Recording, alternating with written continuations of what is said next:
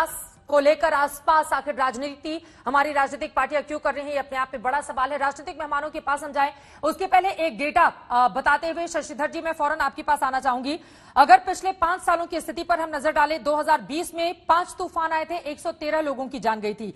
2019 में 8 तूफानों ने दस्तक दी थी, 105 लोग मारे गए थे। 2018 में 7 तूफान, 131 लोगों की जान गई थी। 2017 में तूफान तो सिर्फ 3 थे, लेकिन 200 लोगों की जान गई थी और उसमें वो मछुआरे थे जो समंदर में फंस गए थे और फिर उनका रेस्क्यू नहीं हो पाया था। और 2016 में 4 तूफान जिसमें 6 लोगों की जान चली गई थी। ये एक लंबा डेटा है, लेकिन इस सब के बीच में आपसे जानना चाहूंगी जो रेस्क्यू टीमें इस वक्त मौके पर लगी हुई हैं, चाहे हमारी एनडीआरएफ की टीम हो, एसडीआरएफ की टीम हो, कई जगहों पर सेना की भी तैनाती हुई है, उनके सामने अब यहां से किस तरह की चुनौती आप देख रहे हैं?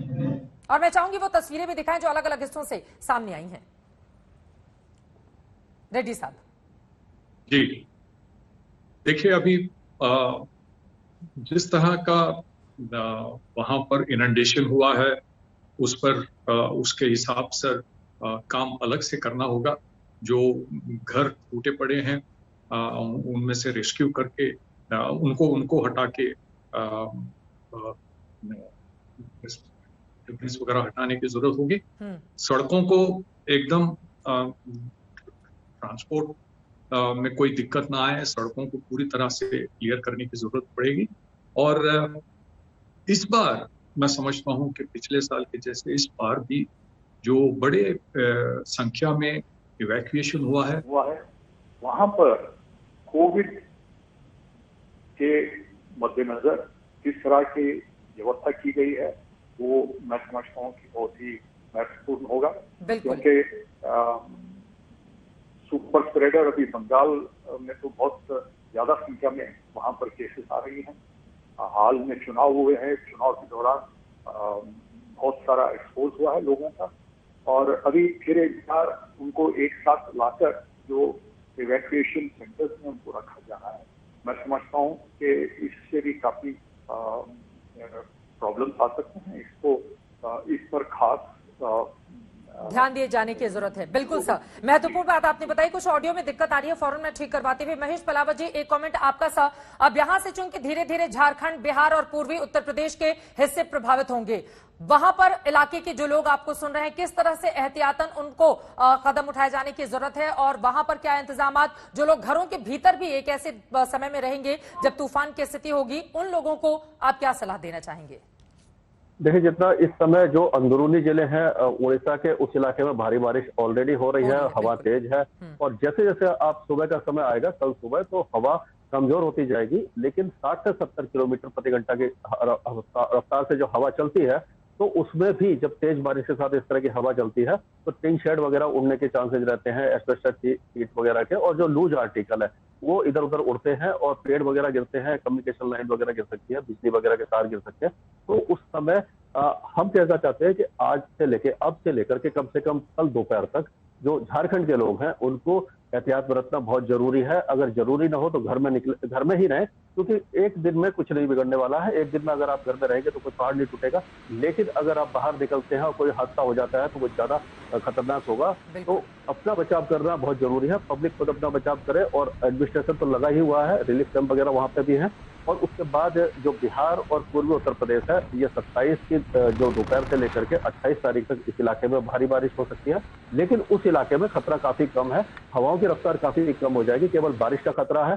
तो हम कह सकते हैं कि झारखंड और जो बिहार के दक्षिणी इलाके हैं, दक्षिणी पश्चिमी इलाके, इन इलाकों को ज्यादा सतर्क रहने की जरूरत है। और उसके बाद यानी कि कल शाम या रात से खतरा काफी ज्यादा कम हो जाएगा, केवल बारिश रहेगी।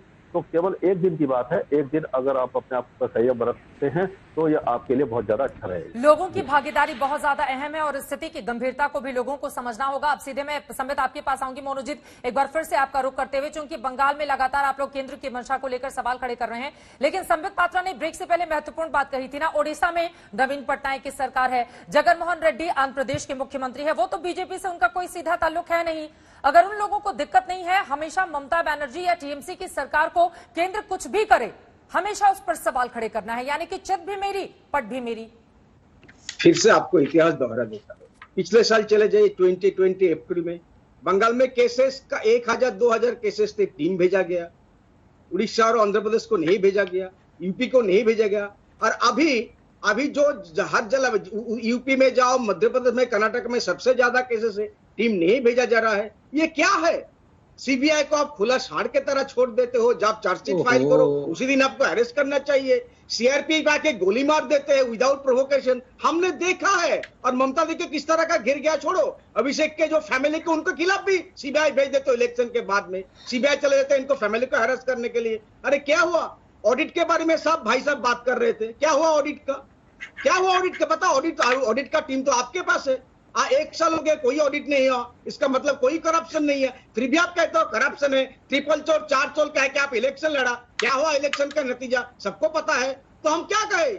हमको टारगेट किया गया है, बंगाल को खास करके ममता दी को टारगेट किया गया है। करते जाओ, करते जाओ, कोई प्रॉब्लम नहीं, लेकिन हम लड़के लेंगे क्योंकि बंगाल की जनता हमारे साथ है और हमारे पास पैसा देंगे तो अच्छा है, पैसा नहीं देंगे तो हम क्या अब ये करें? अगर लोगों के पास जाएंगे, पैसा ये उठाएंगे, हम चंदा मांगेंगे। साइक्लोनिक चिल्लाना बंद करे तो मैं कम से कम शांति से बात करूं। और मैं एक निवेदन करूंगा, जहां लोग साइक्लोन से प्लीज मैं आपसे रिक्वेस्ट करूंगा कि कम से कम इन विषयों पे तो ऐसे लड़े ना हम। ये अच्छा लगता है क्या? ये अभिषेक के घर में सीबीआई चली गई, अभी आप सीबीआई को कुत्ता बोल रहे थे, अभी सांड बोल रहे हैं। ये साइक्लोन में लोग परेशान हो रहे हैं, लोगों की जान जा रही है। आप प्लीज सर थोड़ा तो हम, आप एक प्रोफेसर हैं, मैं एक डॉक्टर हूं, हम तो ऐसे बिहेव करें ना। ये सांड कुत्ता ये क्या हो रहा है sir? Please let's behave as what we are. देखिए मुझे बहुत दुख हो रहा है इस बात का। ममता दी को ममता बेगम क्या क्या कहते थे? क्या ममता बेगम, ममता दीदी साइक्लोन के बीच में क्या हो रहा है? आप डॉक्टर प्लीज चित्रा जी, मैं इसमें लड़ नहीं सकता। मनोजीत मंडल तूफान पर ही रहे। एक बार सुन लीजिए संबित पात्रा को, फिर अपनी बारी में आप बोलिएगा। ठीक है कोई बात नहीं।